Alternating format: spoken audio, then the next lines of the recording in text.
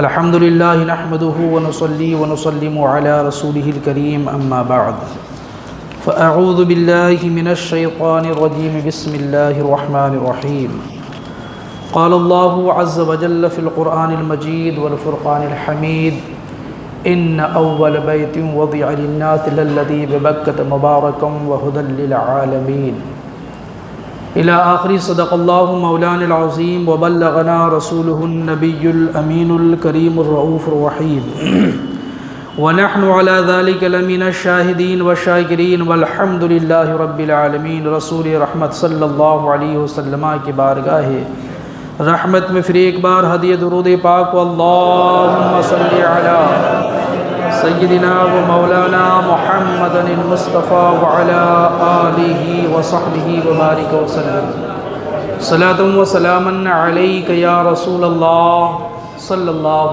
تعالی علیہ وسلم۔ میرا تو کام ہے کہ جلاتا چلوں چراغ، میرا تو کام یہ ہے کہ جلاتا چلوں چراغ، راہ میں دوست یا دشمن کا گھر ملے۔ رب قدیر و جبار کا فرمان ان اول بیت وضع للناس للذی ببکۃ مبارکا وہدی للعالمین، بے شک سب سے پہلا گھر لوگوں کے لیے بنایا گیا ہے جو مکہ میں ہے۔ رب خود فرماتا ہے کہ بڑی برکت والا ہے وہ گھر بہت برکت والا ہے، اور اہل جہان کے لیے نشان راہ ہے، اہل جہان کے لیے ہدایت کا مرکز ہے، وہ ہدایت ہے، وہ فیہ آیات بینات، اس میں روشن نشانیاں ہیں جو لوگوں کے لیے سب سے پہلا گھر اس سرزمین پہ رب تبارک و تعالی نے بنایا، اس میں بڑی بڑی نشانیاں ہیں۔ ان میں سے ایک مقام ابراہیم ہے۔ یہ مقام ابراہیم خود کئی نشانیوں کا مرکز ہے، یہ کئی نشانیاں اس میں خود پائی جاتی ہیں۔ مقام ابراہیم وہ پتھر ہے جس پر کھڑے ہو کر حضرت ابراہیم خلیل اللہ علیہ الصلاۃ والتسلیم نے بحکم خدا خانہ کعبہ کی بنا ڈالی تھی، بنیاد رکھی تھی اور دیوار قائم فرمایا تھا۔ رب تبارک و تعالی نے چاہا اور یوں ہوا کہ جب حضرت ابراہیم خلیل اللہ علیہ السلام نے پتھر پر پاؤں رکھا، وہ پتھر اپنی صلابت و مضبوطی کھو دیا اور موم کی طرح نرم ہو گیا، یہاں تک کہ حضرت ابراہیم خلیل اللہ علیہ السلام کا پیر مبارک ٹخنوں تک دھس گیا اس میں۔ باقی آس پاس میں جو پتھر کا حصہ ہے ویسے ہی مضبوط ہے، ویسے ہی سخت ہے، لیکن وہ حصہ جس میں حضرت ابراہیم خلیل علیہ السلام نے اپنا پیر مبارک رکھا، رب تبارک و تعالیٰ کی قدرت سے پتھر کا وہ حصہ اتنا نرم ہو گیا کہ حضرت ابراہیم خلیل اللہ علیہ السلام کا پائے مبارک ٹخنا تک دھس گیا۔ اور پھر جب ابراہیم خلیل اللہ علیہ السلام نے پیر اٹھایا اور دوبارہ رکھا تو جو مضبوطی پتھر کی پہلے تھی پھر وہی مضبوطی اس میں آ گئی، اور حضرت ابراہیم علیہ السلام کے پاؤں کا نقش محفوظ ہو گیا اور آج تک الحمدللہ محفوظ ہے۔ اب اس کی عظمت، حضرت ابراہیم علیہ السلام نے جس پتھر پہ پیر رکھا اور پتھر نے اپنے سینے میں حضرت ابراہیم خلیل اللہ علیہ السلام کے نقش پا، پیر کا نقش اپنے سینے میں جما لیا، اب اس کا مقام اتنا بلند ہو گیا کہ کعبہ کی عظمتوں میں سے ایک عظمت مقام ابراہیم ہے، کعبہ کی بلندیوں میں سے ایک بلندی مقام ابراہیم ہے، اور صبح قیامت تک کے تمام اہل ایمان کے لیے حکم ہے وَاتَّخِذُوا مِن مَّقَامِ إِبْرَاهِيمَ مُصَلًّى، کہ جب نصیب سے تمہاری وہاں حاضری ہونا تو مقام ابراہیم کے پاس 2 رکعتیں نماز پڑھنا۔ تو نصیب سے کبھی حاضری اگر ہو تو مقام ابراہیم کے پاس آس پاس وہ 2 رکعتیں نماز پڑھنا، چونکہ وہ مقام ابراہیم کو نسبت ہے حضرت ابراہیم علیہ السلام کے پیر مبارک سے، اور جس طریقے سے ہم اہل ایمان کے لیے ضروری ہے کہ ہم اللہ کے نیکوں کا احترام کریں، ادب کریں، ان کی تعظیم کریں، ایسے ہی اللہ کے نیکوں سے نسبت رکھنے والی چیزوں کا بھی ہم احترام کریں۔ ہم اہل ایمان کے لیے ضروری ہے کہ اللہ کے نیکوں سے، اللہ کے سچے اور اچھے بندوں سے نسبت رکھنے والی چیزیں ہیں، اس کا بھی ادب کریں، اس کا بھی احترام کریں، اس کے حوالے بھی برکتیں ملتی ہیں اور بہت زیادہ ملتی ہیں، اس کے حوالے بھی فضل و کمال ملا کرتا ہے اور بہت زیادہ ملا کرتا ہے۔ تب نہ رب تبارک و تعالیٰ نے فرمایا وَاتَّخِذُوا مِن مَّقَامِ إِبْرَاهِيمَ مُصَلًّى کہ حضرت ابراہیم علیہ السلام کے کھڑے ہونے کی جگہ کو جائے نماز بناؤ، وہاں قریب میں نماز پڑھو، چونکہ اب اس جگہ کو نسبت ہے حضرت ابراہیم خلیل اللہ سے، اور نسبت سے شے ممتاز ہوا کرتی ہے۔ اگر کسی ادنا چیز کو، چونکہ پتھر تھا، اب پتھر ہے، لیکن اب چونکہ اس پتھر کو حضرت ابراہیم خلیل اللہ علیہ السلام کے پیر مبارک سے نسبت مل گئی ہے، حاصل ہو گئی ہے، اب وہ پتھر اس لائق ہو گیا ہے، وہ جگہ اس لائق ہو گئی ہے کہ اہل ایمان اپنی قسمت کے ستارے کو بلندی بخشنے کے لیے 2 رکعت نماز بالخصوص وہاں پڑھیں۔ وہ بڑی عظمتوں کی چیز ہے، بڑی رفعتوں کی چیز ہے، بڑی بلندیوں کی چیز ہے۔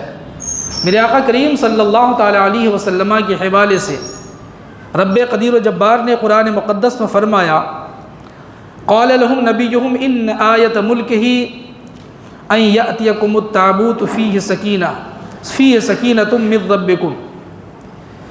قرآن مقدس میں تابوت سکینہ کا ذکر ہے۔ تابوت سکینہ ایک تابوت، ایک باکس جس میں حضرت موسیٰ علیہ السلام اور حضرت ہارون علیہ السلام کے کچھ ترکہ، کچھ بچی ہوئی چیزیں، جیسے حضرت ابراہیم علیہ السلام، حضرت موسیٰ علیہ السلام اور حضرت ہارون علیہ السلام کے عصائے مبارک، لاٹھی شریف اور امامہ شریف، اور کچھ پارچے صحیفہ کے جو حضرت موسیٰ علیہ السلام پہ اللہ کا کلام نازل ہوا تھا، جس کو صحیفہ کہتے ہیں، کچھ حصے تھے۔ ایک تفسیر میں یہ بھی ہے کہ منہ سلوہ کا بھی کچھ حصہ تھا جو اللہ کے حکم سے قوم بنی اسرائیل پہ اترا کرتا تھا۔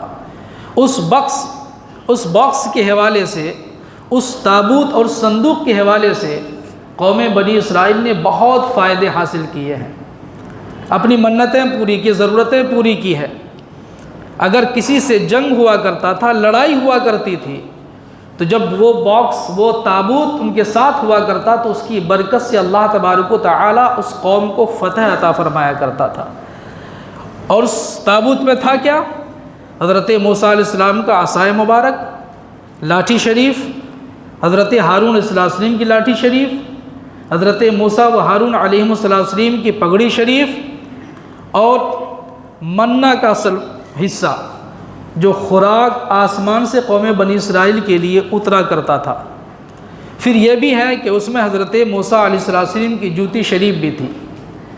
تو جو اللہ کے اچھے اور سچے بندے ہوتے نا، تو ان سے جو نسبت رکھنے والی چیز ہوتی ہے وہ بڑی برکت کی ہوا کرتی ہے۔ وہ ہم اہل ایمان کے لیے جہاں اللہ کے نیکوں کا ادب کرنا، احترام کرنا ضروری ہے، وہیں ان سے نسبت رکھنے والی چیزوں کا بھی ادب و احترام کرنا ضروری ہے، چونکہ جیسے اس ذات سے برکتیں اہل ایمان کو ملا کرتی ہیں، ایسے ہی اس ذات سے نسبت رکھنے والی چیزوں سے بھی برکتیں ملا کرتی ہیں۔ پیارے آقا کریم صلی اللہ تعالی علیہ وسلم علیہ حدیث پاک بخاری شریف اور صحیح مسلم شریف کی حدیث پاک، آقا کریم صلی اللہ علیہ وسلم نے ایک موقع پہ حجام منگایا، بال کاٹنے والا، تراشنے والا۔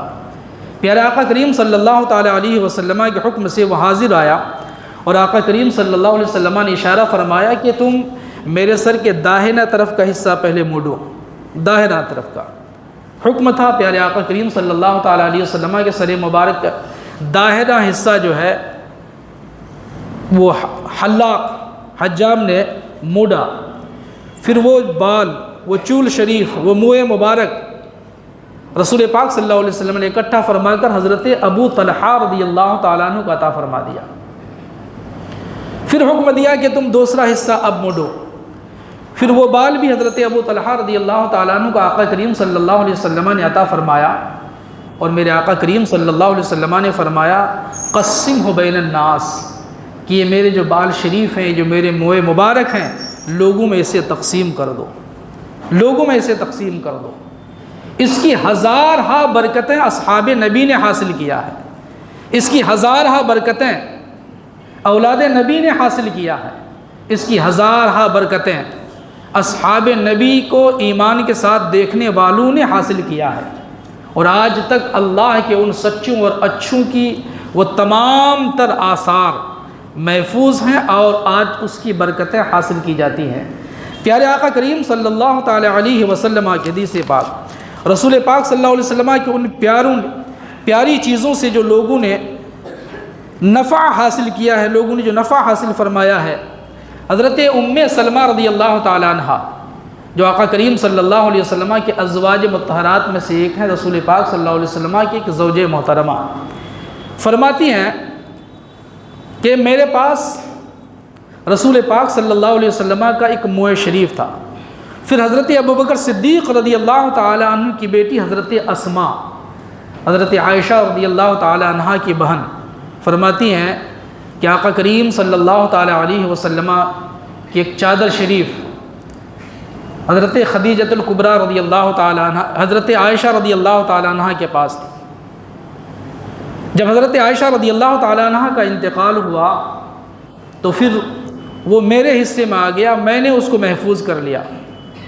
بال شریف یا رسول پاک صلی اللہ علیہ وسلم کے جسم اقدس سے مس ہونے والی چیزوں میں برکتیں اللہ نے یوں رکھا تھا، یوں برکتیں رکھا تھا کہ اصحاب نبی کی بارگاہ میں جن کے پاس رسول پاک صلی اللہ علیہ وسلم کے کچھ آثار تھے، ایک مریض آتا، ایک پریشان حال آتا، ہزارہ پریشانیوں میں مبتلا ایک شخص آیا کرتا تھا، اور وہ بال شریف پانی میں ڈبو دیا جاتا، پھر پانی کا وہ گلاس یا جو بھی برتن اس وقت استعمال ہوا کرتا، جب وہ پانی وہ مریض پی لیتا تو اس بال شریف اور آثار شریف کی برکتوں سے رب تبارک و تعالی انہیں شفا عطا فرما دیا کرتا تھا۔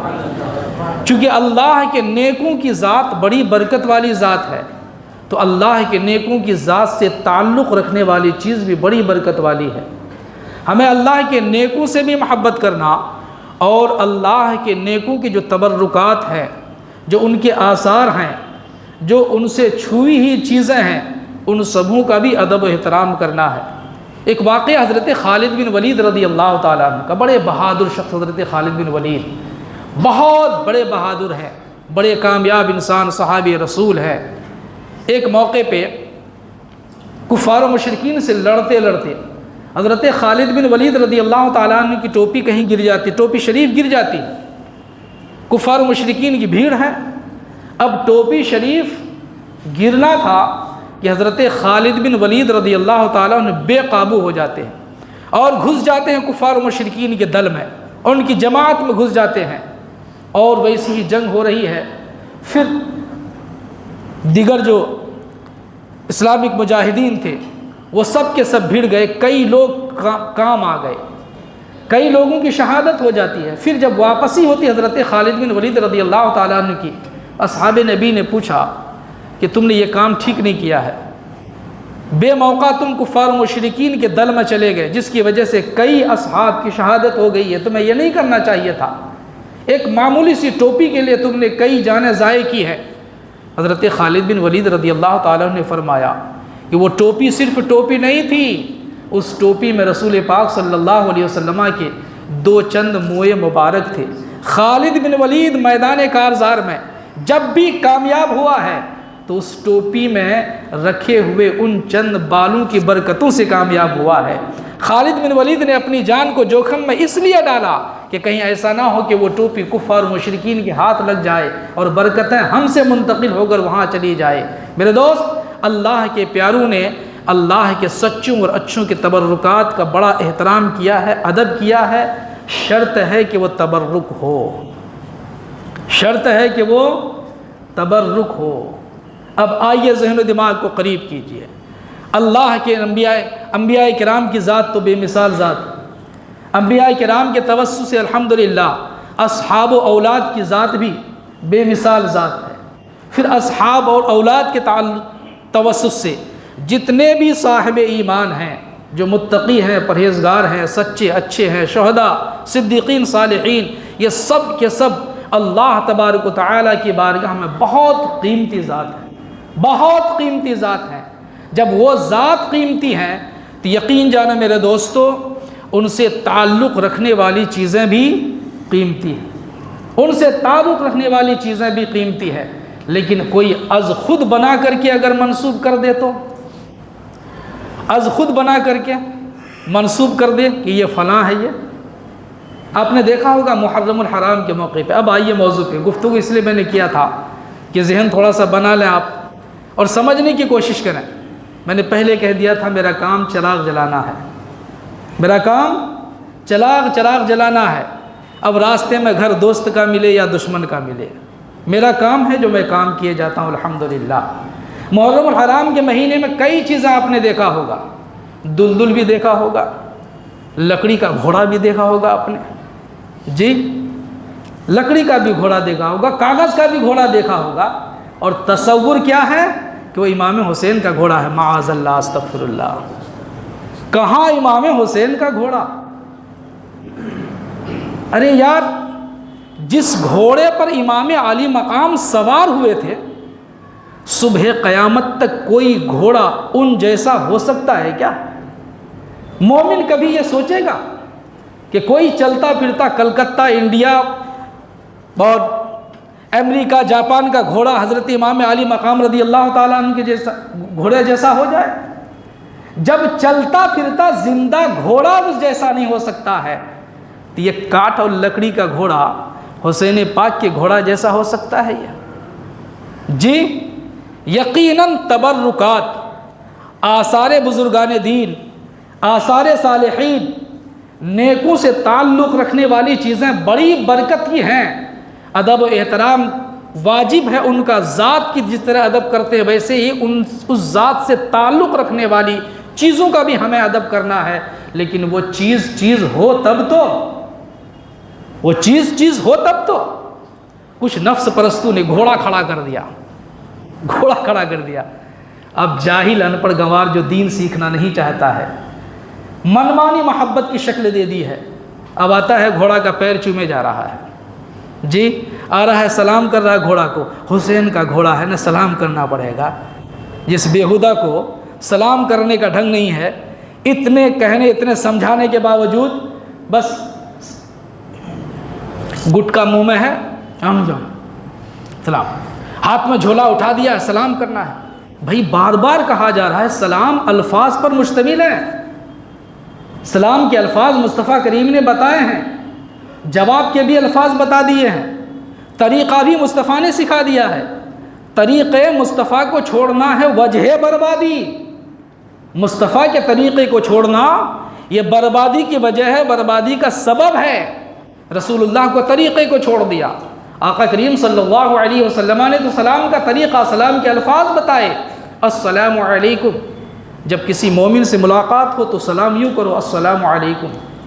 جی میرے آقا کریم صلی اللہ علیہ وسلم کا طرز تھا، اصحاب نبی نے اسے اپنایا، بزرگان دین نے اسے لکھا کہ جب آقا کریم صلی اللہ تعالی علیہ وسلم اور اصحاب و اولاد مصطفیٰ کریم صلی اللہ علیہ وسلم کے شاگرد رسول اللہ کے تربیت یافتہ جب سلام فرمایا کرتے ہاتھ نہیں اٹھاتے تھے۔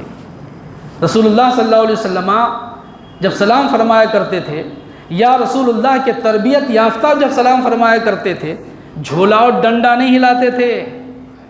جی تو جھولا بھی ہاتھ میں ہے تو وہ ہلا دیتے ہیں، سلام ہے وہ، ڈنڈا ہاتھ میں تو ہلا دیا وہ سلام ہے، منہ میں گٹکا ہے، نہ جانے کیا کیا کھا رہا ہے، اب بس منہ ہلا دیا، اگلا کو سمجھنا پڑے گا کہ وہ سلام ہے، وہ معاذ اللہ طریقے مصطفیٰ کو چھوڑنا ہے وجہ بربادی، یہ بربادی کی وجہ ہے۔ رسول اللہ صلی اللہ علیہ وسلم نے سلام کے کیا الفاظ عطا فرمائے؟ السلام علیکم، جواب کیا دینا ہے سلام کا؟ وعلیکم، یا متھا ہلا دیے ہو گئے؟ چونکہ کئی ایک نادان بھی ہیں، کچھ متکبر بھی ہیں، کچھ بے حیا اور بے شرم بھی ہیں، یہ سب کوالٹی ہے۔ متکبر بھی ہیں، وہ جواب نہیں دینا چاہتے ہیں، وہ کچھ ان پڑھ ہیں جو جانتے ہی نہیں ہیں، اور کچھ بے شرم و بے حیا ہیں جو دین کو سمجھنا نہیں چاہتے ہیں۔ یہ بے شرم ہے، بے حیا ہے۔ اچھی خاصی تعداد بے شرموں کی بھی ہے، بے حیاؤں کی بھی اچھی خاصی تعداد ہے۔ اتنی دعوت دینے کے باوجود، اتنا بلانے کے باوجود وہ دین سیکھنے کے لیے تیار نہیں ہوتے۔ اور میرے آقا کریم صلی اللہ علیہ وسلم نے فرمایا ابھی وقت ہے، علم حاصل کر لو، حاصل کر لو علم، وقت ہے۔ دھیرے دھیرے اہل علم اٹھا لیے جائیں گے، ان کے ساتھ علم اٹھا لیا جائے گا۔ تمہارے کھوکھلے وجود کی کوئی قیمت اللہ کی بارگاہ میں نہیں ہے، چونکہ اللہ والوں نے رسول کونین صلی اللہ علیہ وسلم کے حوالے سے لکھا ہے العلم وسیلۃ الی کل فضیلہ، کہ علم تمام تر فضائل کا وسیلہ ہے۔ کوئی بھی فضیلت کسی کو بغیر علم کے حاصل نہیں ہو سکتی ہے۔ پہلے علم ہے، اس کے بعد اس پر عمل ہوگا تو فضیلت حاصل ہوگی، کمال حاصل ہوگا، بلندیاں حاصل ہوگی۔ علم حاصل کرنے کے لیے تیار نہیں ہے، نہیں سلام یوں مت کرو، منمانی مت کرو، سلام کرو السلام علیکم۔ آپ کو نہیں آتا ہے سیکھیے، آپ ابھی سیکھیے گا نہیں تو کب سیکھیے گا آپ؟ جب روح نکل جائے گی، روح قبض کر لی جائے گی، تب آپ سیکھیں گے؟ نہیں، ابھی سیکھیے السلام علیکم۔ کوئی سلام کرے اگر محبت سے جواب دیجئے وعلیکم السلام۔ وعلیکم السلام یہ سلام کا جواب نہیں ہے، ہاتھ ہلانا یہ سلام کا جواب نہیں ہے، تھیلا ہلانا، جھولا ہلانا، ڈنڈا ہلانا یہ سلام کا جواب نہیں ہے، صرف ہونٹ ہلانا سلام کا جواب نہیں ہے۔ ہاں، اگر اگلا جسے آپ سلام کرنا چاہتے ہیں وہ اگر بہرا ہے، وہ سننے سے قاصر ہے، وہ معذور ہے، قوت سماعت نہیں ہے ان کے پاس، تو وہاں الفاظ بھی ادا کرنا ہے اور ہاتھ سے اشارہ بھی کرنا ہے، الفاظ بھی ادا کرنا اور ہاتھ سے اشارہ بھی کرنا۔ ایسا نہیں ہے کہ اگر اگلا بہرا ہے جس کو آپ سلام کرنا چاہتے ہیں تو صرف ہاتھ اٹھا دیں گے تو سلام ہو جائے گا، نہیں، الفاظ بھی ادا کرنا، السلام علیکم یہ الفاظ ادا کرنا، یہ سلام ہوا۔ اشارہ اس لیے کیا جاتا ہے کہ اگلا سنتا نہیں ہے، دیکھ کر کے سمجھ لے گا کہ مجھ کو سلام پیش کیا ہے وہ۔ جی اب تو بہرا رہے نہ رہے ہاتھ اٹھا کے سلام کرے گا ہی۔ آپ مت کرو میرے بھائی، منمانی مت کرو، مت کرو منمانی۔ تو میں یہ کہہ رہا تھا کہ اللہ کے نیکوں سے تعلق رکھنے والی چیز بہت قیمتی ہوا کرتی ہے، وہ لائق ادب ہوا کرتی ہے، کہ شرط ہے کہ وہ چیز ہو تب۔ آپ نے اپنے معاشرے میں بھی دیکھا، کچھ نادان، کچھ جاہل ان پڑھ گنوار، ہر دھرم جانتا تو کچھ نہیں ہے، ہر دھرمی ہے، اور انشاءاللہ العزیز اگر توبہ نہیں کیا، راہ راستے پہ نہیں آیا، جس گمان میں اگر ہے تو وہی جہالت اور ہر دھرمی اسے تباہ و برباد کر دے گی۔ دنیا تو جائے گی ہی، آخرت بھی اس کی تباہ و برباد ہوگی۔ اگر واقعی کوئی چیز اللہ کے نیکوں سے تعلق رکھنے والی مل جائے تو الحمدللہ ہمارے لیے فبیہا ہے۔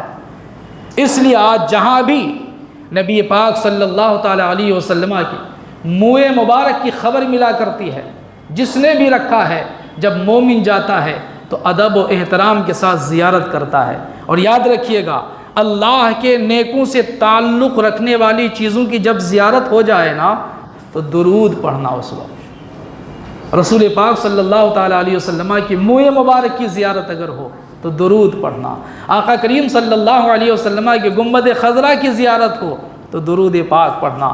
کہیں معلوم ہو جائے کہ یہاں آقا کریم صلی اللہ تعالیٰ علیہ وسلم تشریف فرما تھے، جب آپ مقامات مقدسہ کی حاضری پیش کریں گے تو رسول اللہ کا سفر معلوم ہوگا، رسول پاک صلی اللہ علیہ وسلم کا اٹھنا بیٹھنا معلوم ہوگا، رسول پاک صلی اللہ علیہ وسلم کے تعلق سے یہ معلوم ہوگا کہ یہاں آقا کریم صلی اللہ تعالیٰ علیہ وسلم نے نشست فرمائی ہے، رسول اللہ یہاں بیٹھے ہیں، رسول اللہ نے یہاں نماز پڑھی ہے۔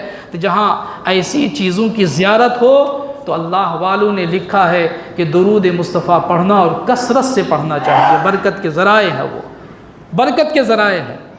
تو اب یہ لکڑی کا، کاغذ کا اور فائبر کا گھوڑا بنا کر پورا سجا اجا کر کے آپ کے تصور سے دین ہو جائے گا؟ کسی کے سوچنے سے دین ہو جائے گا؟ سوچو، میں سوچوں تو دین ہو جائے گا، آپ سوچیں دین ہو جائے گا؟ نہیں میرے دوست، یہ غلط ہے، یہ غلط ہے۔ اللہ والوں سے محبت کرنا ہے، اللہ والوں سے تعلق رکھنے والی چیزوں کا ادب کرنا ہے، تو میرے بھائی سب سے پہلے اللہ والوں کی سچی پیروی کرنا ہوگا۔ جب تک ان کی پیروی زندگی میں نہیں ہوگی، ان سے محبت کا ثبوت نہیں مل سکتا ہے۔ پہلے ہمیں پیروی کرنا پڑے گا۔ اس لیے اللہ کے نیکوں نے لکھا ہے، کسی ذات کو مانو تو ذات کو ماننے کے ساتھ ساتھ اس ذات کی بات کو بھی مانو۔ اگر کوئی اللہ کو ماننے کا دعویٰ کرتا ہے کہ میں اللہ کو مانتا ہوں، میں مانتا ہوں کہ ساری کائنات کا پیدا کرنے والا ایک ہے، وہ ہمیشہ سے وہ ہمیشہ رہے گا، مبارک ہو، یہ نظریہ بہت بہتر ہے، لیکن کیا یہی کافی ہے؟ کیا یہی کافی ہے؟ اللہ نے اگر زندگی دیا ہے، ظہر کا وقت آیا ہے تو نماز فرض ہے۔ اگر بالغ ہیں، اگر آپ عاقل ہیں، اگر آپ معذور اگر ہیں، کھڑا نہیں ہو سکتے، نماز فرض ہے، بیٹھ کر کے پڑھیے، نماز پڑھیے، آپ نماز پڑھیے، آپ نہیں بیٹھ سکتے ہیں، سوئے نماز پڑھیے، آپ نماز پڑھیے آپ۔ تو اللہ کی ذات کو بھی ماننا ہے اور رب تبارک و تعالیٰ کی بات کو ماننا ہے، مصطفیٰ کریم صلی اللہ علیہ وسلم کی ذات کو ماننا ہے اور رسول اللہ صلی اللہ تعالیٰ علیہ وسلم کی بات کو بھی ماننا ہے۔ مانو، حق مانو میرے بھائی، حق مانو، ورنہ آج دنیا حق کو چھپانے کی پوری کوشش کر رہی ہے۔ آج دنیا، جو انسان آواز حق بلند کر رہا ہے، اس آواز کو دبانے کی کتنی کوششیں ہو رہی ہیں، نہیں سمجھ رہے ہیں آپ؟ جنتر منتر سے لے کر یہاں تک پورے بھارت میں ہر آواز حق کو دبانے کی، کچلنے کی ناپاک کوششیں ہو رہی ہیں۔